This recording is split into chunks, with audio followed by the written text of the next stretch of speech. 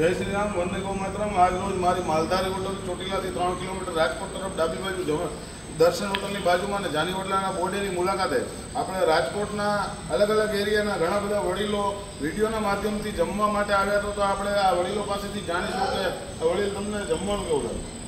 Authentic, quality wise અને hygienic plus જે ઓનરની જે કાળજી હતી, જે આગ્રહ હતો, એ બધું જોતાં બહુ સારું લાગ્યું મને। તમને વડીલ કેવું જમવાનું લાગ્યું? ખૂબ સરસ ભાઈ, મજા આવી? વિડીયોમાં કીધું એ જ પ્રમાણનું જમવાનું અને મનીષભાઈની જે લાગણી હતી, બસ મેઇન વસ્તુ એ છે કે પ્રેમથી તમે જે જમાડો તો જો તમે પૈસા તો પણ બધા લે છે, જમવાનું તો બધા પીરસે છે, પણ સાથે પ્રેમ ખરેખર એવું લાગે કે ઘરે બેઠા છીએ અને આપણને પ્રેમથી કોઈ જમાડે।